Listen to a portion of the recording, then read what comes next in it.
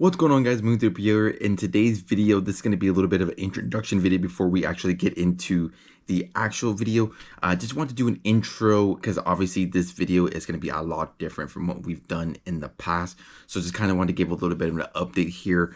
That when I started this channel, obviously you see the past videos. I'm not going to erase those videos. Those videos are there for for my viewership and of course for your viewership as well if you enjoyed those type of videos. But when I started this channel was always meant to be a collectible channel. If it was a physical collectibles and or with digital collectibles. I've always collected physical collectibles. You kind of see everything around me right now. But I've just been diving in really heavy with it the last year and a half or so. And I've even created like my own small little trading card business to help fund some things here on the side. And that's where I want my content to go towards. So if you guys came from the digital content space and were watching me for my digital content, I really do appreciate it. If you guys, and if you guys don't want to watch this video, don't want to watch any, physical collectibles when it comes to trading cards, I definitely understand that.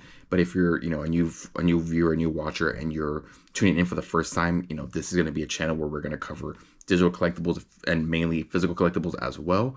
Showing what cards I'm buying, what cards I'm grading, what graded cards that I'm getting, things of that nature, what I'm thinking about when I'm buying certain players or Pokemon cards or certain TCGs, everything of that nature. So if you guys enjoy that type of content and want to see that type of content going down the line, please feel free to leave a like and comment on down below on what you want to see. And this is something definitely that you guys are interested in and definitely enjoy this video. Please feel free to hit the subscribe button. We are I think we're like at 98, 97 subscribers away from 500. Once we hit 500, I will be doing another giveaway. I did a giveaway for 100. So once we get to that milestone, I definitely will do another giveaway. So hopefully you guys enjoy this video. Let me know how it is. I put a lot of time into the editing aspect of it. It's not perfect. It's not great, but I thought it was great, or good at least for YouTube standards. So if there's any improvements that you guys have, any criticism, please, again, feel free to leave a comment down below. And I do thank you guys for watching. First, here's his cards we're looking at. Here is, of course, the Baltimore Orioles. Now, the Baltimore Orioles are just a completely built farm system here, of course, with Colton Cowser, Jackson Holliday, Gunnar Henderson, Ali Rutschman. So those are the players that I'm primarily focusing on right now. I already did build up a nice little stack. I didn't hit record, but essentially, with these cards and with these players, I am looking for raw cards that I can find for a pretty good deal and potentially send to PSA for a potential 10, or if they do, unfortunately, do get a 9, can essentially get my money back or make, a little bit of profit, when you include fees, shipping costs, and things of that nature. So that's currently what I'm doing here with these cards and all the cards that you see here in this video. Now, the next card I picked up here was this nice Shohei Ohtani rookie card from Topps Heritage. Got that for $25. This seller that I got it from usually gives me a pretty good deal. My fiance got some single dollar cards here for her own collection, so it was a pretty nice pickup here. There is a nice Cedinne Rafaela rookie card from this year's set. Didn't pick that one up. I think that's a little bit higher and a little bit out of my price range. And then, of course, we got some Elly De La Cruz rookie cards. Anytime you see any Elly De La Cruz card, do gotta show him off because, of course, he's one of the most exciting players in the game right now, and his market is just through the roof. Now, this next seller here did have a nice series of patches and autos. That was a nice Bryce Harper card. Didn't end up picking that one up. There's some new patches here from the newly released set of 2024 Series 1. Speaking of Elly De La Cruz, there was a nice one. I put that down to the side, but I didn't pick it up. There was already time towards closing time of the show. I was kind of just rushing and kind of just trying to pick up things here on my end that I can, recognize here. I don't remember why I didn't pick it up, but I feel like I missed out on that card. And when I'm looking through these videos, I do realize that I missed out on some pretty good cards. So kind of kicking myself here for not picking up that 1980. I believe the 1989 design here of Elly De La Cruz.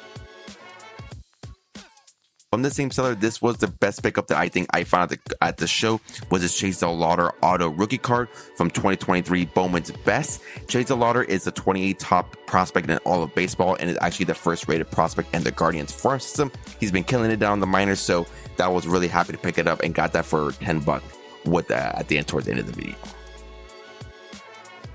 Now, heading off to wrestling, I've said it before. If you follow me on TikTok, I've said it before and I'll say it again. Wrestling cards in general, I think, is a market that has not been tapped into yet. I feel like we have yet to see this market hit its stride. Wrestling, again, in my opinion, is on its absolute highest. We had probably arguably one of the best WrestleManias of all time.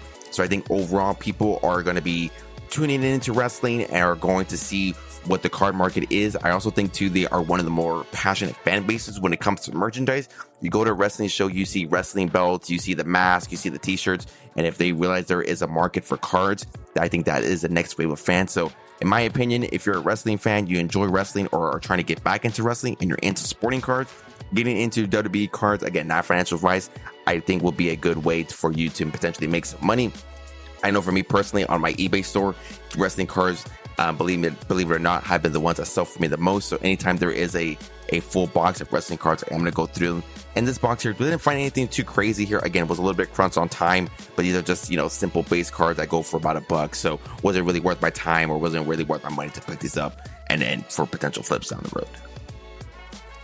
This clip here, I'm still going through with the same seller here. Now, he usually does have a little bit of a higher dollar value box here where he has some higher price singles. Did find this nice home field advantage of Andrew McCutchen.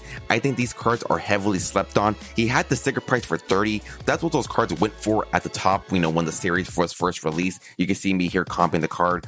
Comps are showing anywhere from $10 to $15. So when I ended up picking up this Andrew McCutchen and the Chase Lotta card, got them for both $20. So essentially $10 each. So couldn't pass up on the deal. So I thought that was a nice pickup. Now, the highlight of the show here, so if you see here in his showcase, he did have a very, very nice, I believe it was numbered out of 7 out of 15, which from this year's 2023 Panini Impeccable Cody Rhodes on card auto. He had it listed for $500. I've been seeing these sales there online there, and I'm showing it to my fiance. I am a very, very big Cody Rhodes fan, so the fact that I was able to see this card in person and be able to hold it, thought that was pretty cool. And the seller was actually nice enough as well to show me a nice 91 Undertaker card of him choke slamming Hulk Hogan. That was when, of course, when Undertaker won his first title. He wasn't selling it. I think he was selling me sales were going from anywhere between like $1,200 to $1,500. So thought that was a nice card as well for me to see as well.